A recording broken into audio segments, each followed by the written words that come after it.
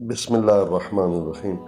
فخالف فخالف من بعدهم خلف اضاعوا الصلاة واتبعوا الشہوات فسوف یلقون غیا۔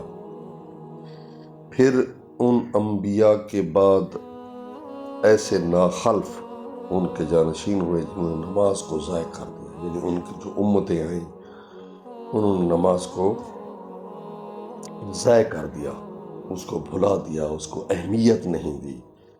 ٹھیک ہے، کتنی عجیب بات ہے۔ اللہ تعالیٰ فرماتا ہے میری ہوا پہ زندہ ہے، میری خوراک پہ زندہ ہے، میرے پانی پہ زندہ ہے، میری آگ سے زندہ ہے۔ آگ پہ کھانا کھاتے ہیں، آگ کھانا پکاتی ہے تو ہم کھاتے ہیں نا، آگ پر ہی کھانا پکتا ہے نا۔ تو میری ہوا پہ زندہ، میرے پانی پہ زندہ، میری آگ پہ زندہ، میرے سانس سے زندہ، میری رحمت سے زندہ، اور میرے ہی منکر ہو گئے ہیں۔ تو 5 ٹائم میں پکارتا ہوں، نہ جوان کو ہوش آئے، نہ بوڑھے کو ہوش آئے، نہ عورت کو ہوش آئے، نہ بچے کو ہوش آئے، بس جا رہے ہیں۔ تو دیکھ رہے ہیں آپ جو ہے، جب اللہ سے ہم نے رخ موڑ لیا ہے تو اللہ کے امتحانات اور عذاب آ رہے ہیں، اولے برس رہے ہیں، انڈے انڈے کے برابر اولے آ رہے ہیں اس موسم میں بھی۔ تو یہ اس کا جو ہے نا ناراضگی ہے اللہ تعالیٰ کی، جب ہم نے نماز کو چھوڑ دیا ہے۔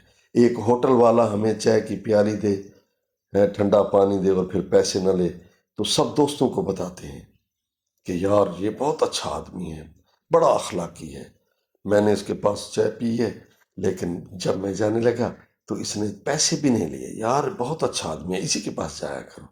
بھئی ایک چائے کی پیالی جس نے دی ہے اس کے ہم اتنے ممنون ہیں، اور جس نے پوری کائنات ہمارے لیے مسخر کر دی ہے، ہمارے تابع کر دی ہے، اور اتنی عظیم نعمتیں ہمیں عطا کی ہیں، تو ہمارا حق نہیں بنتا کہ ہم صبح اٹھ کر اس کا شکر ادا کریں، سجدہ کریں، دوپہر کے بعد سجدہ کریں، مغرب کے بعد سجدہ کریں، تو ہم اس کا سلام کریں۔ ڈی سی کا سلام ہے، اے سی کا سلام، تھانے دار کا سلام ہے، لیکن ہم سلام نہیں کرتے تو رب کا نہیں۔ کتنی عجیب بات ہے۔ تو فرمایا انہوں نے نماز کو ضائع کر دیا، خواہشات نفس کی پیروی کی، نفس جس طرح کہتا ہے اس کے ہم غلام ہو چکے ہیں۔ تو نتیجہ کیا نکلا؟ فسوف یلقون غیا، تو ان قریب ہلاکت سے دوچار ہوں گے، وہ ہلاک ہو جائیں گے۔ تو کتنی خوبصورت تعبیر ہے اور اچھے انداز سے اللہ تعالیٰ سمجھاتا ہے۔ آئیے قرآن پڑھیں، اس کو سمجھیں۔